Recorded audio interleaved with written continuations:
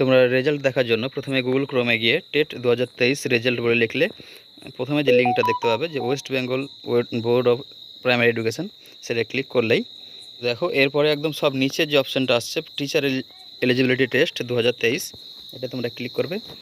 এটা ক্লিক করলেই যে পেজটা আসবে সেখানে দেখবে ডান দিকে দেখো চেক রেজাল্ট বলে একটা অপশান আছে, সেখানে ক্লিক করবে এবং তারপরেই এখানে তোমাকে রেজিস্ট্রেশন নাম্বার দিতে বলবে, সেখানে তুমি তোমার রেজিস্ট্রেশন নাম্বারটা এন্ট্রি করবে, যেটা তোমার দেখবে টেট এরকম বলে লেখা আছে। প্রথমে সালটা তোমরা চুজ করবে, তারপরে মাস এবং